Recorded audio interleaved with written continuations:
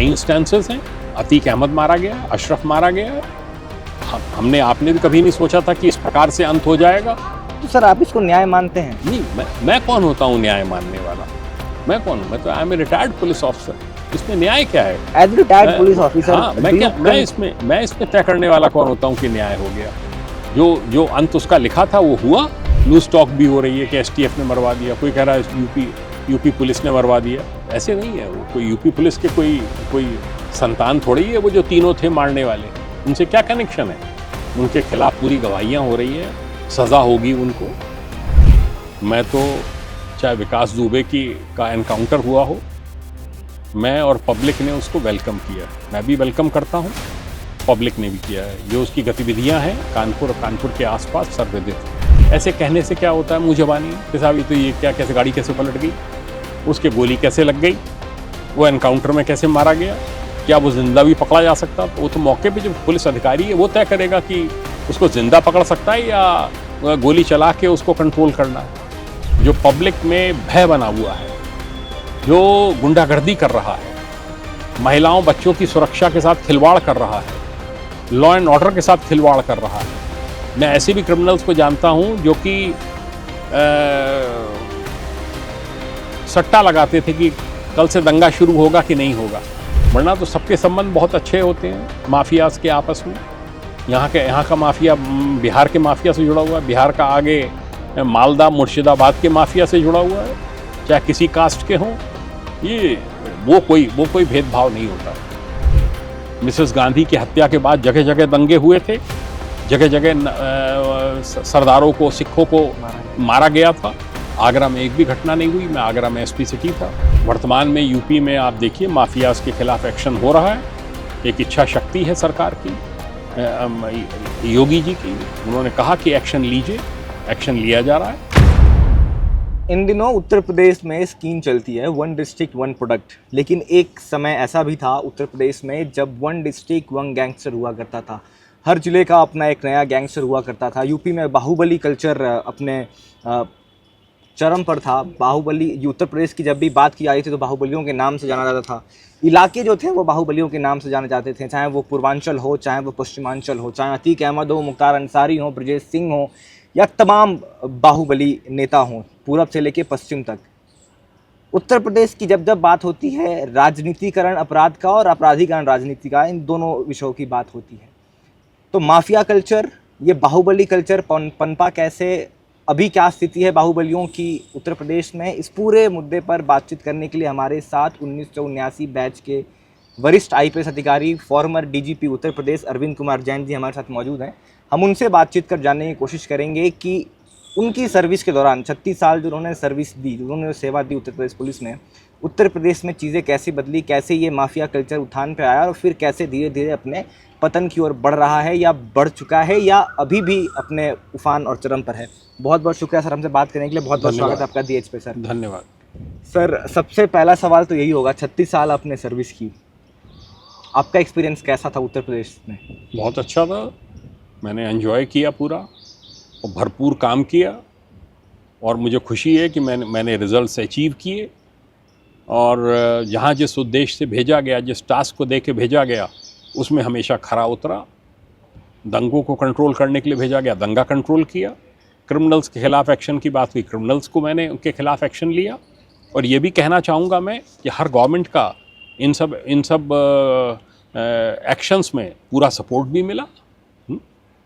Individual action से हो सकता है कभी किसी को कोई नाराज़गी होती हो, पर जो है सब ने सपोर्ट किया। और जब तक आपको सपोर्ट नहीं रहेगा पूरा गवर्नमेंट का, तब तक आप कभी भी सक्सेस नहीं पा सकते हैं। सर, मैं कुछ स्पेसिफिक क्वेश्चंस पे आऊँ उसके पहले कुछ जनरल क्वेश्चंस। 36 साल आप सर्विस में रहें, आप डीजीपी रहे उत्तर प्रदेश के।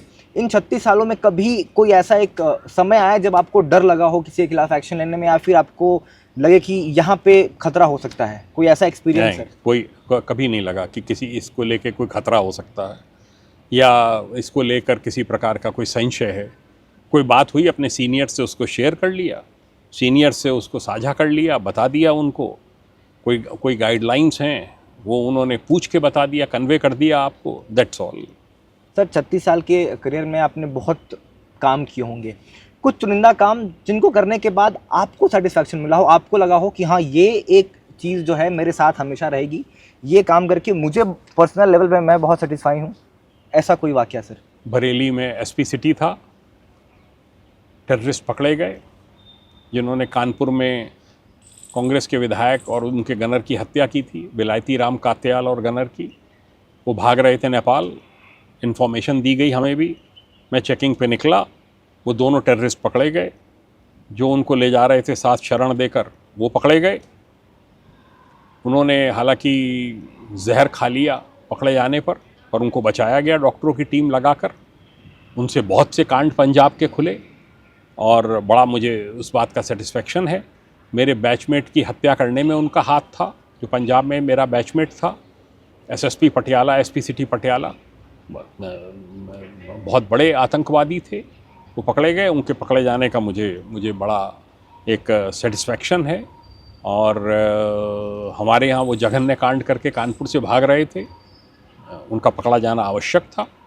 उनके पकड़े जाने से बहुत से आगे के होने वाले कांड रुके और बहुत सी घटनाओं का पर्दाफाश हुआ। और एसएसपी गाज़ियाबाद था, मुझे उसके लिए पंजाब गवर्नमेंट ने 70,000 रुपये का रिवॉर्ड भी दिया था गवर्नर ने उस समय जब मैं पोस्टेड था। और एसएसपी गाज़ियाबाद था। उमार शेख पकड़ा गया जो वर्ल्ड ट्रेड सेंटर की बॉम्बिंग के लिए ज़िम्मेदार था, अल-कायदा का नंबर 2 था। तो बहुत बड़ा कैश था पूरे देश में, उसमें सुर्खियों में था वो। गाज़ियाबाद में तब मैं एसएसपी था। मेरे फोर्स ने बहुत अच्छा काम किया, जिसमें हमारे 2 लोग शहीद भी हो गए सहारनपुर में ऑपरेशन को लीड करते हुए। एक बहुत बड़ा ऑपरेशन था। उनके बदले बहुत से आतंकवादियों को छुड़ाने की उन्होंने डिमांड रखी थी, जो किडनैप कर लिए थे कुछ। उन्होंने विदेशी दिल्ली से अपहरण करके ले गए थे उठा के सहारनपुर, और एक को गाज़ियाबाद में रखा था अमेरिकन को, जिसको हम लोगों ने रेस्क्यू किया था। उसको अमेरिकन गवर्नमेंट ने, फ्रेंच गवर्नमेंट ने, ब्रिटिश गवर्नमेंट ने, सब ने अप्रिशिएट किया और बहुत अच्छा ऑपरेशन था। और मैं उस समय एसएसपी गाज़ियाबाद था। ऐसे बहुत से हैं, मैं आपको गिना सकता हूं, जो कि कार्य किए गए, जिनका लॉन्ग टर्म इम्पैक्ट पड़ा है। क्राइम कंट्रोल के बहुत से मेजर्स हैं। आईजी एसटीएफ था, ददुआ ठोकिया मारे गए। हमारे ऑफिसर्स ने ज़बरदस्त काम किया और हम लोगों ने उस ऑपरेशन को चलाया। और उस ऑपरेशन के पूरा जो चित्रकूट मंडल है, इसमें करीब डकैत ख़त्म हो गए थे। उनका बड़ा आतंक था। बहुत से ऑपरेशंस किए हैं गाज़ियाबाद में, और कई ऑपरेशंस हैं। एसएसपी आगरा रहते हुए कई एनकाउंटर्स हैं, जिसमें कि कुख्यात बदमाश मारे गए। 303 की राइफ़ल मिली हैं, बड़े ऑटोमेटिक बड़े अच्छे असलहे मिले हैं। तो आप किसी एक पोस्टिंग का पूछ लीजिए, मैं आपको बताता चलूँगा वो सब। सर हम आएंगे स्पेसिफिक केसेस पे, हम आएंगे बाद में। लेकिन सर एक और जनरल क्वेश्चन, 36 साल बहुत लंबा समय होता है। सबसे चैलेंजिंग फेज़ आपके लिए कौन सा रहा था? क्योंकि उत्तर प्रदेश इन हिसाब से देखा जाए, आपराधिक पृष्ठभूमि के हिसाब से देखा जाए, या फिर सेंसिटिविटी के हिसाब से देखा जाए, तो बहुत सेंसिटिव स्टेट रहा है, बहुत जटिल स्टेट रहा है। और चूँकि बहुत बड़ा राज्य है, हर अलग अलग हिस्से की, चाहे पूर्वांचल हो, मध्यांचल हो, पश्चिमांचल हो, तमाम जो बुंदेलखंड हो, हर क्षेत्र में अलग अलग समस्याएँ थीं, अलग अलग चुनौतियाँ थी। आपके लिए सबसे चैलेंजिंग फेज आपके करियर का कौन सा रहा था सर? फतेहपुर में बहुत अपराध बढ़े हुए थे। प्रधानमंत्री द्वारा 2 मर्डर्स का घटनास्थल का निरीक्षण किया गया था, श्री विश्वनाथ प्रताप सिंह के द्वारा। सर ये कब की बात है? 90। मैं एसपी फिरोज़ाबाद था। रातों रात तैनाती दी गई फतेहपुर, दिन रात लगकर काम किया। किसी भी घटनास्थल को देखने के लिए दोबारा पीएम का कोई दौरा नहीं हुआ। क्राइम में ज़बरदस्त गिरावट आई, आप उस समय के आंकड़े देख लें। बदमाशों के खिलाफ ठोस कार्रवाई हुई। सैकड़ों अपराधी गैंगस्टर्स एक्ट में बंद किए गए। पूरा गवर्नमेंट का सपोर्ट था, सख्त एक्शन लिया गया। इसी बीच में फैज़ाबाद में फायरिंग हुई, जिसमें कि काफ़ी लोग मारे गए थे। 91 की बात है सर। उसके बाद मुझे एसएसपी फैज़ाबाद बना दिया गया। वो बहुत टफ फेस था।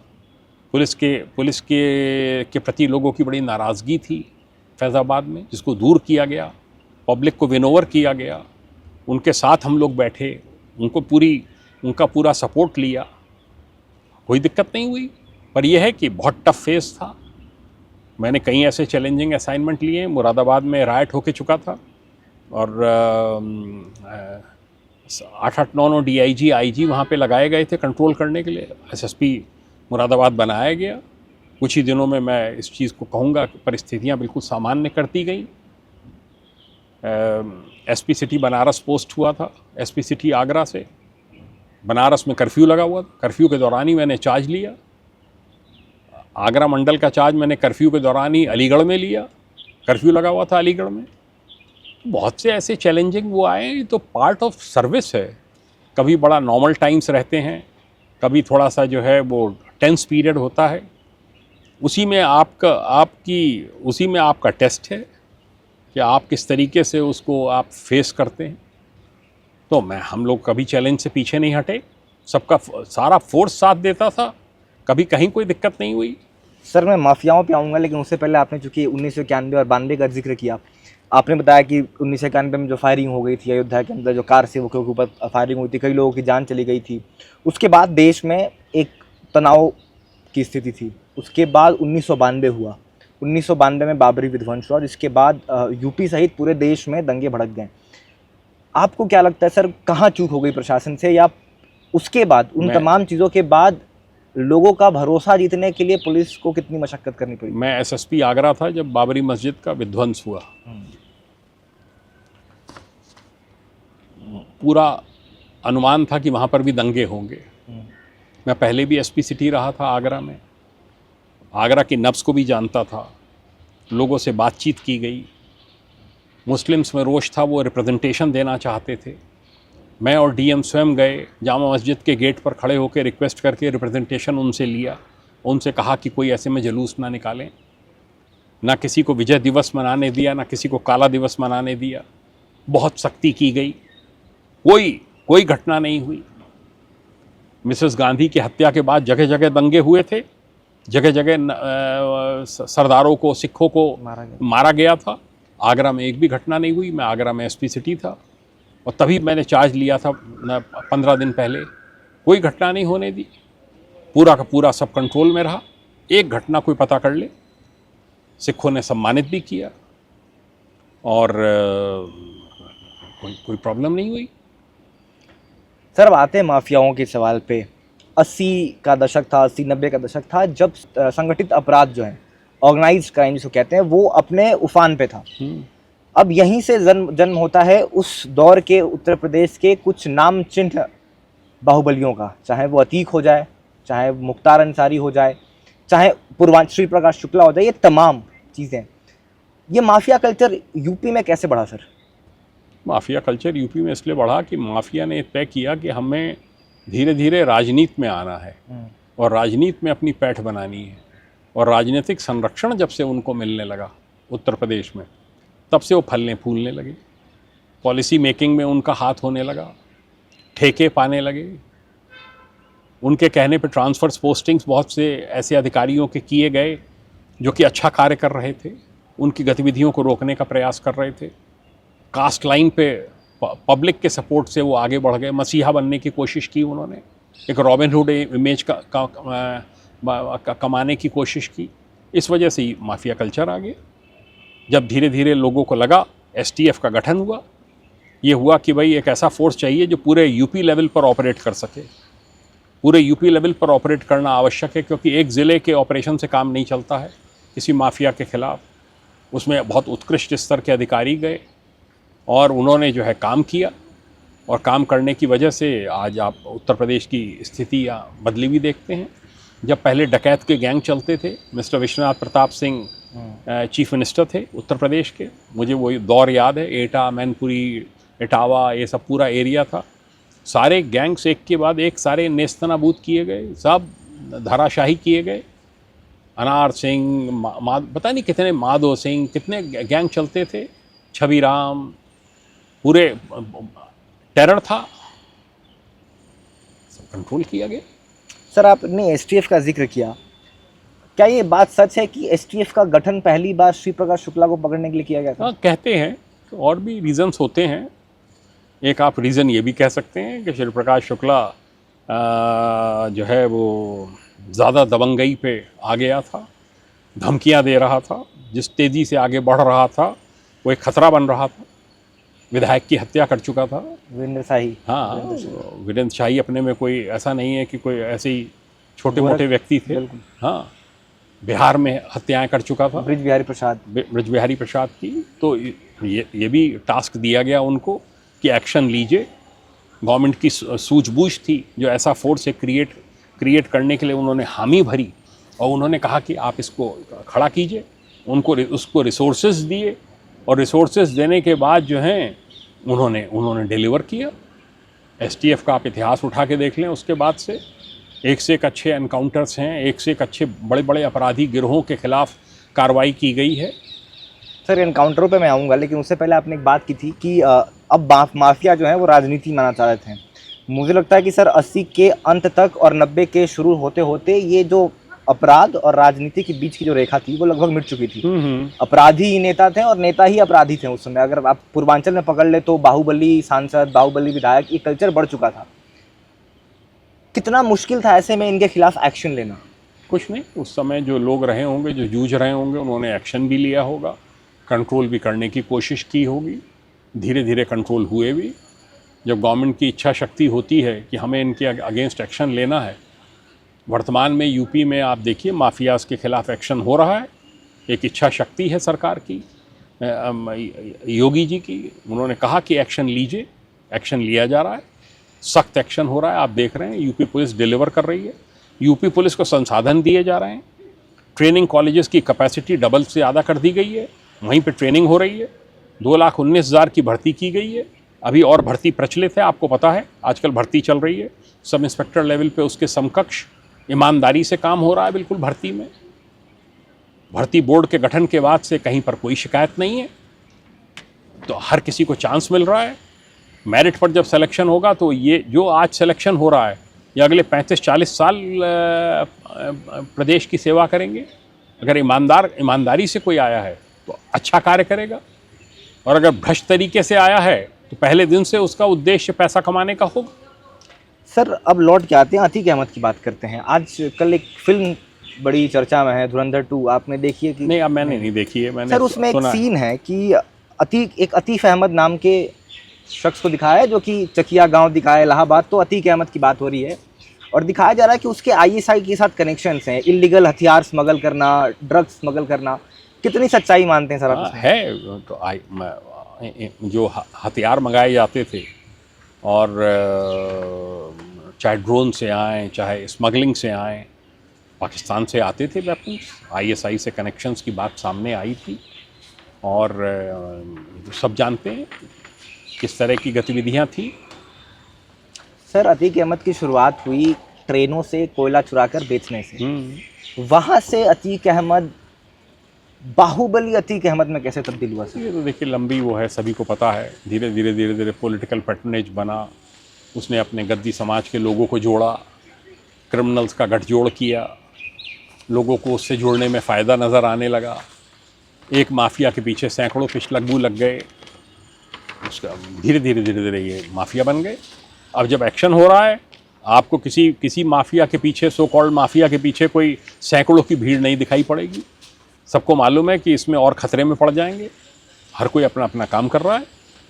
सर, लेकिन मैं 90 के उस उत्तर प्रदेश को समझना चाहता हूँ जहाँ अगर अतीक अहमद एक काफिला लेकर निकलते थे तो पूरे सड़क को जाम कर दिया था, पूरे शहर के ट्रैफिक को रोक दिया था। क्यों सर? भैया मैं कभी भी इलाहाबाद जोन में तैनात नहीं रहा हूँ। एक पोस्टिंग मेरी फतेहपुर रही थी, वो भी सन 90 में, जब श्री विश्वनाथ प्रताप सिंह वहाँ से पीएम थे। उसके बाद मेरी कोई पोस्टिंग उधर रही नहीं है। डीआईजी बनारस, आईजी बनारस रहा हूँ। ऐसी कोई गतिविधि वहाँ किसी नेता, किसी माफिया की बनारस में नहीं थी। ब्रजेश सिंह और इन सब की पुरानी अदावत चलती थी, तो वो सालों साल चलती रही है। मुख्तार अंसारी की, इनमें कई बार मुठभेड़ें भी हुई, सैकड़ों गोलियां चली, सबके खिलाफ कार्रवाइयां हुई हैं।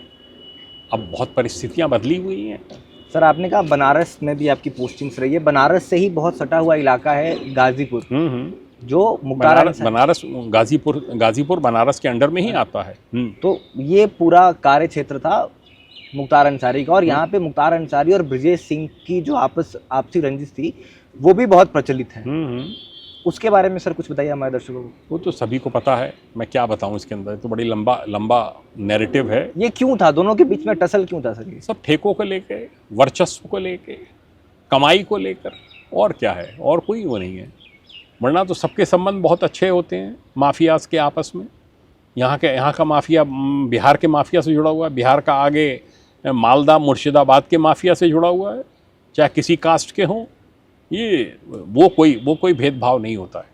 वर्चस्व की लड़ाई है, कौन ठेके कौन लेगा, किसका सिक्का उसके इलाके में चलेगा, उसके ऊपर है। सर आपने बहुत देखा उत्तर प्रदेश को, पिछले कुछ सालों में हम भी बहुत कुछ देख रहे हैं। उत्तर प्रदेश में आजकल बहुत इत्तेफाक हो रहे हैं, कभी गाड़ी पलट जाती है, कभी एक मोडस ऑपरेंडी है कि हम अरेस्ट करके ला रहे थे, वो भागने की कोशिश की, उसने पुलिस पर गोली चलाई और हमने एनकाउंटर में मार गिराया। आपको लगता है कि ये इत्तेफाक ही है या एक कोई प्रयोग किया जा रहा है उत्तर प्रदेश में? देखिए, मैं तो एक बात कहता हूँ, मैं तो चाहे विकास दुबे का एनकाउंटर हुआ हो, मैं और पब्लिक ने उसको वेलकम किया है। मैं भी वेलकम करता हूँ, पब्लिक ने भी किया है। जो उसकी गतिविधियाँ हैं कानपुर और कानपुर के आसपास सर्वविदित हैं। रही बात इसकी कि किसी को ये लगता है कि उसके पास कोई पुख्ता सूचना है, एक जुडिशल कमीशन फॉर्म हुआ था, सुप्रीम कोर्ट के जज थे रिटायर्ड, उनकी अध्यक्षता में। लोगों को वहाँ जाके गवाहियाँ देनी चाहिए थी, लोगों को वहाँ जाकर अपना पक्ष रखना चाहिए था। ऐसे कहने से क्या होता है मुँह ज़बानी कि साहब ये तो ये क्या, कैसे गाड़ी कैसे पलट गई, उसके गोली कैसे लग गई, वो एनकाउंटर में कैसे मारा गया, क्या वो ज़िंदा भी पकड़ा जा सकता? तो वो तो मौके पे जो पुलिस अधिकारी है वो तय करेगा कि उसको ज़िंदा पकड़ सकता है या गोली चला के उसको कंट्रोल करना है। इस पर मैं और आप कौन होते हैं टिप्पणी करने वाले?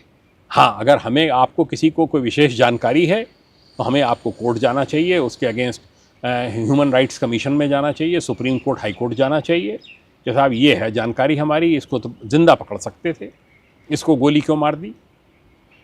तो ये तो जितने मुंह उतनी बातें, कौन किस प्रयोजन से किस बात को कह रहा है, इसको पहले मद्देनज़र रखना चाहिए कि कौन किस इरादे से कह रहा है। सर आपको लगता है कि जो एनकाउंटर्स हो रहे हैं वो सही और होने चाहिए? नहीं, देखिए, मैं एक बात कहता हूँ, मैं कौन होता हूँ तय करने वाला? मैं तो I am a retired person. मेरा ये मानना है कि अगर जो क्रिमिनल एक्टिविटीज़ में लिप्त है, जो पब्लिक में भय बना हुआ है, जो गुंडागर्दी कर रहा है, महिलाओं बच्चों की सुरक्षा के साथ खिलवाड़ कर रहा है, लॉ एंड ऑर्डर के साथ खिलवाड़ कर रहा है, मैं ऐसे भी क्रिमिनल्स को जानता हूँ जो कि सट्टा लगाते थे कि कल से दंगा शुरू होगा कि नहीं होगा, दंगा शुरू होगा तो मुझे इतना मिलेगा, नहीं होगा तो इतना होगा। उनका प्रयास रहता था दंगा करा दें। ऐसे क्रिमिनल्स के खिलाफ अगर नेशनल सिक्योरिटी एक्ट में और गैंगस्टर्स एक्ट में अगर हम लोगों ने एक्शन लिया है, मैं उसको टोटली जस्टिफाइड मानता हूँ। इसी तरीके से मेरा ये मानना है कि अगर पब्लिक आपके इस एक्शन को ये जांच रही है, मान रही है कि गुंडों के खिलाफ कार्रवाई हो रही है, किसी निर्दोष व्यक्ति के खिलाफ कार्रवाई, कोई निर्दोष व्यक्ति अगर हो तो उस पर उंगली उठनी चाहिए। मैं उसके साथ हूँ अगर किसी पे कार्रवाई हो जाए। हुआ है, गोरखपुर में कांड हुआ था, तो एक मार दिया था होटल में पुलिस वालों ने। मैं तो खुद कितने चैनल्स पे कहा कि सब पुलिस वालों के खिलाफ कार्रवाई होनी चाहिए, हत्या का मुकदमा दर्ज होना चाहिए। इसी गवर्नमेंट ने जो इंस्पेक्टर था उसमें इन्वॉल्व, उसका यहाँ पे घर बना हुआ था बिना नक्शा पास किए, 3-4 मंजिला, उसको ढा दिया गया। सर मैं आपके कुछ स्पेसिफिक केसेस के बारे में बात करता हूँ। मध्य प्रदेश और उत्तर प्रदेश सटे बॉर्डर पे, खासकर बुंदेलखंड वाले इलाके में, जहाँ ददुआ बड़ा उसका उत्पात था, उसका बड़ा खौफ था, उसकी कहानी बताइए। उसका इतना खौफ क्यों था, वो क्या करता था और कैसे बाद में पुलिस ने उसे एलिमिनेट किया? तो एक रॉबिन हुड बना हुआ था, अपनी कम्युनिटी के लोगों को संरक्षण देता था, वो उसको समय से सूचनाएं पहुंचाते थे, सब चौथ वसूली करता था। मायावती जी मुख्यमंत्री बनी 2007 में, मैं आईजी जोन लखनऊ बना और आईजी एसटीएफ का भी चार्ज मेरे पास था, मुझे दिया गया था। टारगेट्स दिए गए कि आप जो रियल वांटेड क्रिमिनल्स हैं, डकैत हैं, गिरोह हैं, उनके खिलाफ कार्रवाई कीजिए। यूपी गवर्नमेंट ने सेलिब्रेट किया था 100 डेज ऑफ गवर्नमेंट, ये जो पीडब्ल्यूडी ऑडिटोरियम है इसमें, उसमें वो सब लोग जिन्होंने 100 दिन के अब अंदर अंदर ठोकिया गैंग, ददुआ गैंग, एसटीएफ और लोकल पुलिस ने जो न्यूट्रलाइज किए थे, उन सबको सम्मानित किया गया था, मुझे भी सम्मानित किया गया था। तो एक्शन लिया और उससे राहत पहुंची।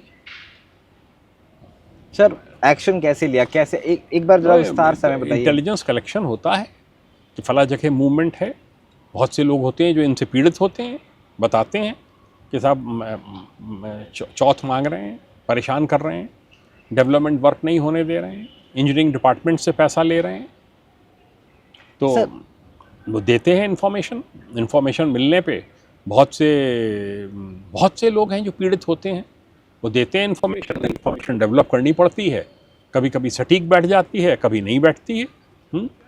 क्या ददुआ को पहले ही प्रयास में पकड़ लिया गया था या नहीं, कितने प्रयास हुए उसके ऊपर, हंड्रेड्स असॉल्ट हुए हैं, ऐसा नहीं है। सर ये किसी भी माफिया की, किसी भी बाहुबली की, ये जो रॉबिन हुड वाली इमेज है वो कैसे बन जाती है? क्योंकि मैं बताता हूँ सर, मैं भी पूर्वांचल से ही आता हूँ, और वहाँ पे एक ये है कि माफियाओं को गलत दृष्टि से नहीं देखा जाता है, उनको हीरो के तौर पे देखा जाता है। क्या उनको ग्लोरीफाई किया गया है मेन स्ट्रीम मीडिया द्वारा, या फिर उनके कुछ काम ऐसे हैं, या ये मैन्युफैक्चर्ड लोगों के मन में बिठाया गया है कि ये रॉबिन हुड लोग हैं, ये गरीबों के मसीहा हैं? वो कभी मसीहा नहीं हो सकते। ये सब वो हैं जो कि बाहर के लोगों को लूटते हैं और अपने क्षेत्र के, कहीं पे लड़की की शादी हुई उसमें पैसा दे दिया, कहीं पे चावल भिजवा दिया, कहीं गेहूँ भिजवा दिया, तो वाही मिल गई। आप ये तो देखिए उसकी गतिविधियाँ क्या हैं, उसको कितनों को परेशान कर रहा है, ये पैसा उसके पास आ कहाँ से रहा है? ये सब जो चौथ वसूली का पैसा है, कोई उसका अपना पैसा तो है नहीं। तो लोगों को ये बात को समझना चाहिए।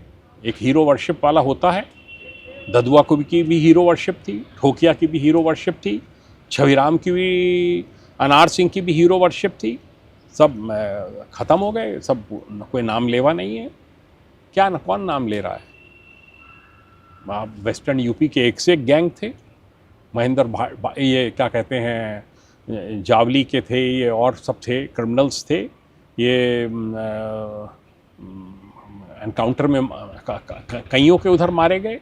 वेस्टर्न यूपी पहले बड़ा डिस्टर्ब था, पूरी बेल्ट डिस्टर्ब थी। मुलायम सिंह जी के समय में 1 रैंक प्रमोशन की बात कही गई थी कि जो डकैतों से मुठभेड़ करेगा, जो बड़े वांछित अपराधी हैं उनके खिलाफ कार्रवाई करेगा, और उनको 1 रैंक प्रमोशन जांच के बाद दिया जाएगा। 85 पार्टीज़ का पुलिस की पार्टीज़ का प्रमोशन हुआ, उसके बाद पूरा वेस्टर्न यूपी से साफ़ हो गया था। बाद में धीरे धीरे उसमें कुछ कमियां आती गईं, तो फिर उसको बैन करना पड़ा 1 rank out of turn promotion को। सर अब आगे चलते हैं। सर कोई भी अपराधी इतना बड़ा कैसे बन जाता है? मैं कुछ उदाहरण दूंगा। श्री प्रकाश शुक्ला की हमने बात की, 1997 में वीरेंद्र शाही विधायक थे, उनकी दिन दहाड़े गोली मार के हत्या करनी हो। विकास दुबे की बात करें तो थाने में घुस के दर्जा प्राप्त स्वतंत्र भार मंत्री की हत्या करनी हो इंचार्ज के सामने। गाजीपुर में विधायक रहे कृष्णानंद राय, उनकी सैकड़ों राउंड गोली मार के हत्या की गई दिन दहाड़े, और मारने के बाद उनकी चोटी काट ली गई। तो एक तरीके से प्रशासन को खुली धमकी थी, खुली चुनौती थी, फिर भी प्रशासन उनके खिलाफ कार्रवाई क्यों नहीं कर पा रहा था? अतीक 1989 के आसपास जब उसने चांद बाबा की हत्या करने के बाद इलाहाबाद में वो पॉपुलर हुआ, तब से लेके 32-33 साल अतीक अहमद जैसे अपराधी को पकड़ने में क्यों लग गए? 2002 में विकास दुबे ने हत्या की थी मंत्री की, 2022 कैसे हो गए, 21 कैसे हो गए? इतने सालों तक क्या उनको राजनीतिक संरक्षण प्राप्त है? क्या पुलिस के हाथ बंधे होते हैं? सर मैं मुझे नहीं पता है कि मैं विकास दुबे के क्षेत्र में कभी तैनात रहा जो मुझे फ़र्स्ट हैंड एक्सपीरियंस हो कि कोई दबाव पड़ रहा है। मुझे नहीं लगता कि कोई दबाव रहा होगा। जो भी कारण रहे हों, नहीं हुआ एक्शन, बहुत दिन चल गए। हर की अपना एक लाइफ स्पैन होता है, ये भी लंबा समय खींच लिया इन्होंने, और जब अंत आया तो जो एक्शन हुआ है, पूरा कानपुर आसपास का क्षेत्र चाहे वो इंडस्ट्रियल एटमॉस्फेयर बनाने की बात हो, इंडस्ट्री आ नहीं सकती थी बगैर जब तक कि पूरा पैसा ना दे दिया जाए, गुंडागर्दी थी। उस एनकाउंटर पे भी लोग बाग सवाल उठाते हैं, उसमें भी रिटायर्ड सुप्रीम कोर्ट के जज लगाए गए थे, क्यों नहीं किसी ने जाके गवाही दी। वैसे सब कहते घूमेंगे कि साहब गाड़ी कैसे पलट गई, भाई जाइए जाके उनको बताइए कि गाड़ी कैसे पलटी, कि हाँ साहब मैं उसका प्रत्यक्षदर्शी गवाह हूँ, मेरे सामने मारा गया था। ये सब फालतू की बातें हैं और मैं इनसे कतई सहमत नहीं हूँ। मेरा ये मानना है कि दुर्दांत अपराधी था और वो अपने जो था उस तक वो पहुँच गया। सर ये जितने भी बाहुबली माफिया होते हैं इनको पॉलिटिकल पैट्रोनेज मिलता है या नहीं मिलता है? क्यों नहीं मिलता है? आप सब जानते, सबको मालूम है क्या स्थिति थी पहले उत्तर प्रदेश में। तभी तो ये पनपे हैं, तभी तो ये एमएलए बने हैं, तभी तो एमपी बने हैं, मिनिस्टर बने हैं। तो सर ये पॉलिटिकल विल कहीं ना कहीं दिखाता है कि एक सरकार आती है, आप विधायक सांसद बन जाते हैं। मुझे याद है मायावती सरकार जब आई थी तब अतीक अहमद पर पहली बार शिकंजा कसना शुरू हुआ था। जुडिशरी पे भी इनका दबाव होता है सर, क्योंकि जब उमेश पाल हत्याकांड में, अगर मैं गलत नहीं हूँ, तो सुनवाई होनी थी, 11 जजों ने अपने आप को रेस्क्यू कर लिया कि नहीं, रिक्यूज कर लिया कि हम नहीं सुनेंगे।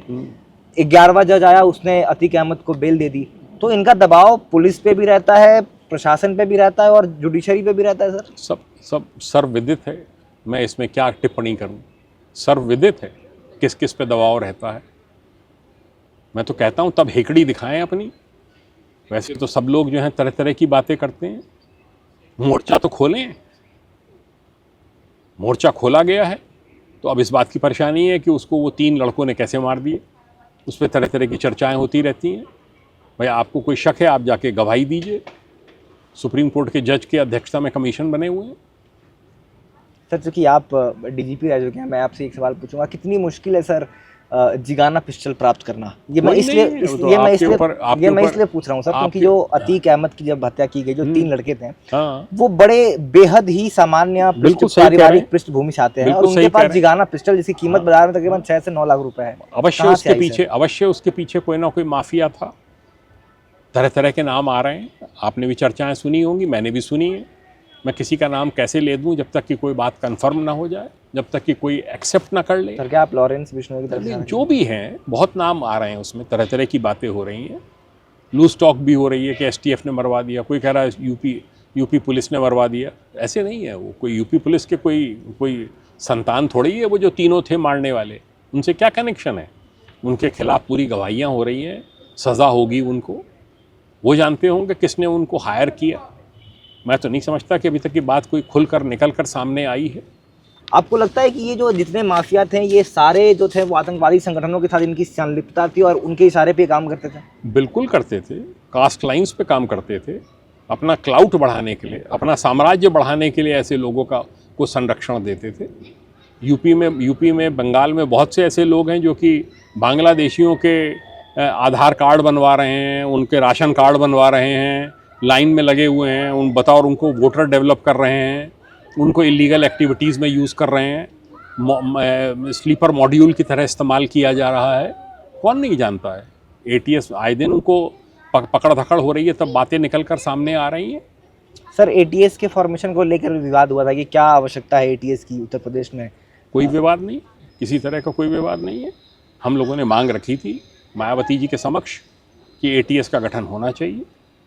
अन्य प्रदेशों में है और उत्कृष्ट स्तर का कार्य कर रहा है। एक ऐसी एजेंसी होनी चाहिए। तभी 3 ब्लास्ट होके चुके थे, अयोध्या में, लखनऊ में और वाराणसी में। 3 ब्लास्ट जो हैं, 2 मेरे जोन में हुए थे, अयोध्या में और लखनऊ में। तो उसमें तब रिक्वेस्ट की गई थी कि एक एटीएस होना चाहिए। मुख्यमंत्री जी के सामने, मायावती जी के सामने प्रेजेंटेशन दिया गया था। उन्होंने उस प्रेजेंटेशन को एक्सेप्ट किया और 48 घंटे के अंदर अंदर एटीएस का गठन हुआ। धीरे धीरे हर सरकार ने एटीएस के कंट्रीब्यूशन को एक्नॉलेज किया।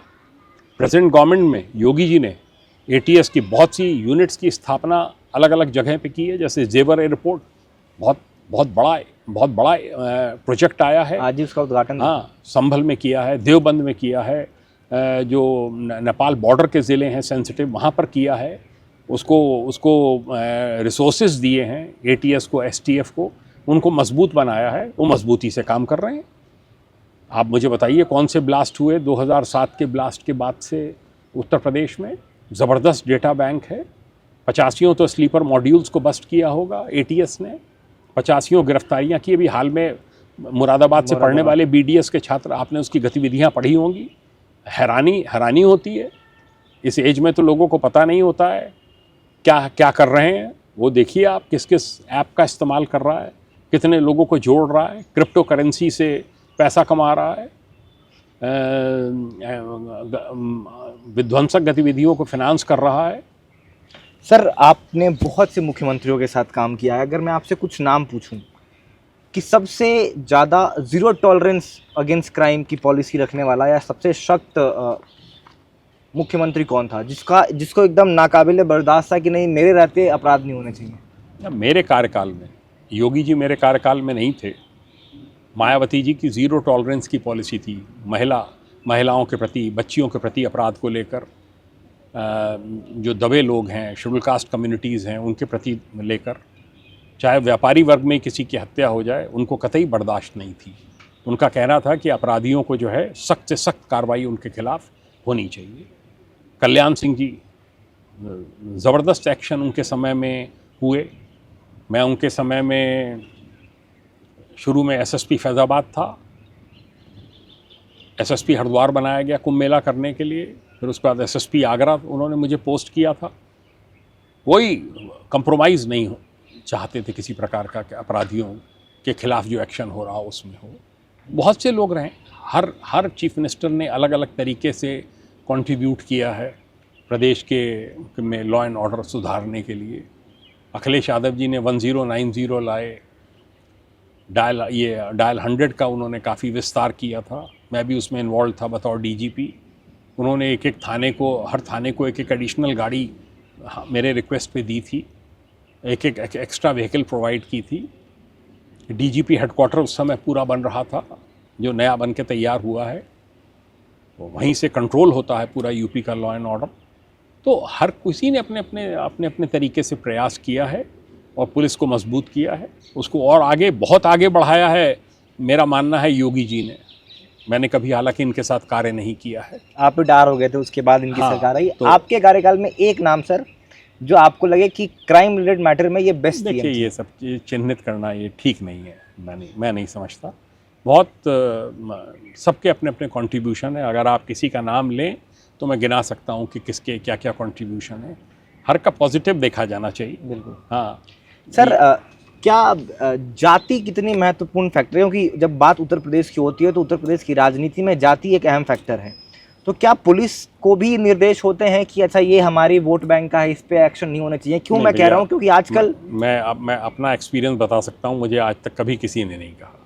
सर, आजकल आरोप लगते हैं कि अतीक अहमद पे कार्रवाई हो गई, मुख्तार अंसारी पे कार्रवाई हो गई, अन्य लोगों पे कार्रवाई हो गई, लेकिन राजा भैया को कोई हाथ नहीं लगाता। नहीं तो राजा भैया का कोई क्राइम तो बताए ना इस बीच का। मैं यही तो लोगों से पूछता हूँ, मैं ये बताएं कि हाँ साहब अभी इन्होंने ये क्राइम कर दिया। सर, पहले के क्राइम नहीं तो पहले के क्राइम में क्या करोगे? उसको फिर पकड़ के अंदर कर दोगे क्या? भाई वो रह रहा है, ब्रजेश सिंह है, मैं तो बनारस पोस्टिंग रही है, मैं लोगों से पूछता हूँ। विनीत सिंह है, क्या सर अब ब्रजेश सिंह का एग्जाम्पल पकड़ लीजिए। हाँ। ये भी अतीक अहमद के साथ इनकी टसल थी, ये भी रंजिश थी इनकी भी। ये अब एमएलसी रहे, अभी सामाजिक जीवन में हैं, तो इन पर कोई कार्रवाई नहीं होती, ऐसा लोग आरोप लगाते हैं। आरोप लगाने वालों से ये तो पूछिए ना किस केस में वांटेड है, कौन सी घटना हाल में की है। मेरा ये मानना है कि घटना करें, पता चल जाएगा उनको क्या हश्र होगा। योगी जी मैं नहीं समझता कि कतई भी बख्शने वाले हैं। क्योंकि आरोप ये लग रहा है, खासकर अखिलेश यादव ने कहा कि यूपी एसटीएफ अब स्पेशल टास्क फोर्स नहीं, वो तो देखिए स्पेशल ठाकुर फोर्स हो गई। तो सब जैसे जैसे चुनाव नज़दीक आएंगे, तरह तरह के जुमले बनाए जाएंगे, तरह तरह की बातें कही जाएंगी। पहले भी लोग बात कहते रहे थे, वो कहते रहेंगे। मैं तो जब से 79 से आया हूँ यही सुन रहा हूँ, तरह तरह की बातें करना पुलिस के लिए कि यहाँ पे ये गैंग है, यहाँ ये गैंग है, इसको इसका संरक्षण है, इसका संरक्षण है। इसमें मैं नहीं समझता। सर, प्रदेश के लिए चैलेंजेस क्या हैं? और आपको लगता है, बहुत लोग बात करते हैं कि पुलिसिंग रिफॉर्म्स होने चाहिए। पुलिस, जैसे एक बहुत जो दुर्भाग्यपूर्ण घटना हुई हाथरस की, उत्तर प्रदेश में। लोग कहते हैं कि police is not equipped enough to deal with all this kind of scenarios. आपको लगता है कि पुलिसिंग रिफॉर्म की आवश्यकता है? क्यों नहीं है? सुप्रीम कोर्ट ने तो ऑर्डर में ही कहा कि पुलिस में रिफॉर्म्स होने चाहिए, टेन्योर फिक्स होना चाहिए, उनके अगेंस्ट जो शिकायतें हैं उसकी सुनवाई के लिए बोर्ड बनने चाहिए, उनकी पोस्टिंग्स ट्रांसफ़र के लिए बोर्ड बनने चाहिए। तभी तो कहा है कि सुधार की आवश्यकता। मैं तो 85 चैनल्स पे कह चुका हूँ, इस बार को 85 बार कह चुका हूँ कि अगर आप चाहते हैं कि पुलिस अच्छा डिलीवर करे, अच्छा कार्य करे, निष्पक्ष तरीके से कार्य करे, तो आप उसको इंडिपेंडेंस दीजिए। आज आप जुडिशरी को स्टेट गवर्नमेंट के अंडर में कर दीजिए, खुल के आरोप लगने लगेंगे उन पे। जो आज व्यक्ति जिन पे कोई आरोप नहीं लग रहा है उसमें हैं, आज के अंडर में कर दीजिए, वो आरोप लगने लगेंगे। सर जब एक बार आप मुक्त कर देंगे कि नहीं साहब इनके ऊपर कोई कंट्रोल नहीं है। लंदन है, लंदन की पुलिस है, यूके है, यूरोपियन कंट्रीज़ में बहुत से प्राइम मिनिस्टर को समन इशू कर देते हैं। यहाँ कोई कर सकता है क्या? सर सेकंड लास्ट क्वेश्चन मेरा यही रहेगा कि आप बताइएगा, उत्तर प्रदेश में अब तक के इतिहास में सबसे दुर्दांत अपराधी, उस लिस्ट में नंबर 1 पर आप किसको रखेंगे जो सबसे खतरनाक हो? भैया कई हैं, सभी जानते हैं। अतीक भी है। सब अतीक बड़ा था सर, यार मुख्तार कौन ज़्यादा बड़ा अपराधी था? मुख्तार वैसे वेल बिहेव था। अतीक मिसबिहेव करने का एक्सपर्ट था। मुख्तार अंसारी बहुत वेल बिहेव था। लोग कहते भी हैं कि वो नेता था, वो अपराधी नहीं था। मैं कह तो रहा हूँ ना आपको कि वेल बिहेव था। धधुआ है। ये सब बहुत बड़े बड़े अपराधी हैं, पूरे नेशनल लेवल के क्रिमिनल्स हैं। कोई ऐसा थोड़ा ही है इसमें। यूपी ने एक से एक अपराधियों को जन्म दिया है। इस समय यूपी की दशा बदली हुई है, इस समय परिस्थितियां बदली हुई हैं, इससे इम्पैक्ट पड़ रहा है। पब्लिक को भी कॉन्फिडेंस हो रहा है, पुलिस को भी जो संसाधन दिए गए हैं, पुलिस में सिस्टमिक रिफॉर्म्स हो रहे हैं। डीजीपी लेवल पर, अपने लेवल पर ये लोग बहुत से चेंजेस ला रहे हैं कि किस तरीके से फ़ोर्स को मॉडर्नाइज़ किया जाए, किस तरीके से फ़ोर्स की ट्रेनिंग की जाए। ट्रेनिंग के ऊपर बड़ा एम्फेसिस है। जो 60,254 की भर्ती हुई थी, उनकी ट्रेनिंग पे बड़ा ज़बरदस्त एम्फेसिस डीजीपी ने, चीफ मिनिस्टर ने दिया है कि इनको प्रॉपर तरीके से ट्रेन किया जाए, कानूनों की जानकारी दी जाए, जिससे प्रदेश में आएँ तो अच्छा काम करें। सर ये कोई ट्रेनिंग थोड़ी दी जा रही है कि आप फला कास्ट का ध्यान रखिएगा। बिल्कुल कोई नहीं देता है। आप चेंजेस की बात हाँ। आप चेंजेस की बात कर रहे हैं। 3 ऐसे चेंजेस जो आप चाहेंगे कि आने वाले दिनों में उत्तर प्रदेश में हो प्रशासन के लेवल पर। मैं तो आपसे कह रहा हूँ ना, जो सुप्रीम कोर्ट के जो 5 जजेस की बेंच के जजमेंट है, वो फॉलो होना चाहिए, पूरे देश में फॉलो होना चाहिए। आप उसका नतीजे देखेंगे, पब्लिक का विश्वास पुलिस के ऊपर बढ़ने लगेगा। अभी जो विश्वास नहीं करते हैं, बहुत से प्रकरणों में विश्वास करने लगेंगे। और बाकी जो है, काम की इंडिपेंडेंस है, काम की इंडिपेंडेंस पुलिस अधिकारियों को दी जाए, उनको संसाधन दिए जाएं। जो हमारा कांस्टेबलरी है, हमारे फॉलोअर लेवल है, उनके रहने की कंडीशंस हैं, और घरैया लाइन्स हैं, हमारी पुलिस लाइन्स हैं, पीएससी लाइन्स हैं, उनमें उनके लिए बजट दिए जा रहे हैं। पर और बजट की आवश्यकता है, जिससे कि अच्छे कम से कम फैमिली क्वार्टर्स में जवान रह सकें, जिससे कि समस्याओं से मुक्त होकर काम कर सकें। उनको अवकाश मिलना चाहिए। जो भी उनकी डिमांड्स हैं, हालांकि पूरी करने की बहुत कोशिश की जाती है, पर यह है कि अवेलेबिलिटी ऑफ फोर्स का हमेशा एक कॉन्स्ट्रेंट रहता था। अब जब भर्तियां हो रही हैं, तो अब आप रिलीव भी कर सकेंगे, छुट्टी भी दे सकेंगे। जब बहुत कमी होती है तो बड़ी दिक्कत होती है। सर मेरे सवाल अब खत्म हो गए हैं, लेकिन क्लोजिंग रिमार्क में एक बहुत बड़ा ऐसा वर्ग है जो माफियाओं, बाहुबलियों को देख के बड़ा इंस्पायर होता है, उनके लाओ लश्कर को देख के बड़ा इंस्पायर होता है, यार हमें भी ये बनना है। ऐसे युवाओं के लिए आप क्या संदेश देना चाहेंगे बतौर पूर्व? मैं तो यही संदेश देना चाहूँगा कि जिस माफिया को आप एक रोल मॉडल समझ रहे थे, उसका क्या हश्र हुआ उसको पहले देख लें, फिर आपका क्या हश्र होगा उसको समझ लें। बाकी तो अच्छा बुरा करना, अच्छा बुरा जो है वो व्यक्ति के ऊपर है। कोई डकैत बनना चाहे तो उसको कोई कैसे रोक सकता है, पर उसको ये भी पता होना चाहिए कि डकैत बनने के साइड इफ़ेक्ट क्या हैं। मुठभेड़ में मारे जाएंगे, घर वर सब कुड़क होकर बराबर हो जाएगा, कोई नाम लेवा नहीं बचेगा। सर बहुत लोगों के मन में एक पुरानी परसेप्शन बनी हुई है, भोजपुरी में कहावत दिखावे पूर्वांचल में चलती है कि आज जेल हुई काल बेल हुई परसों से हुए खेल हुई। तो आपको लगता है कि वो कल्चर खत्म हो गया? नहीं नहीं, ये सब बेकार की बातें हैं, वो समय चला गया। अब वो राजनीतिक पार्टी भी गुरेज कर रही हैं क्रिमिनल्स को, माफियाज को टिकट देने में। धीरे धीरे धीरे धीरे जब प्रदेश और देश इकोनॉमिक प्रॉस्पेरिटी आएगी, देश डेवलप करेगा, लोगों की सोच भी बदलेगी। लोग बाग अच्छे से अच्छा जॉब करना चाहेंगे, लोग बाग अच्छे से अच्छा बनना चाहेंगे, एक पक्का मकान चाहेंगे, गाड़ी चाहेंगे, ये नहीं चाहेंगे कि वो माफिया बन जाए। जब जैसा होता है, मैंने देखा है दौर मुख्तार अंसारी का, बनारस में हुजूम चलता था लड़कों का पीछे, हाँ मैंने देखा है, अपनी आँख से देखा है। तो अब नहीं चलेगा। अब आप करके देख लें, कहीं पर भी कुछ हो सकता है, चंद सिर फिरे इकट्ठे हो जाएं, उसको कोई क्या कह सकता है, पर वो भी धीरे धीरे उनको सबक मिल जाएगा लाइफ में। बहुत शुक्रिया सर हमसे बात करने के लिए। तो ये सुना आपने उत्तर प्रदेश के पूर्व डीजीपी अरविंद कुमार जैन जी को। हम उम्मीद करते हैं आपको ये बातचीत अच्छी लगी हो। ऐसे ही तमाम इंटरव्यूज़ देखने के लिए देखते रहिए द्विज।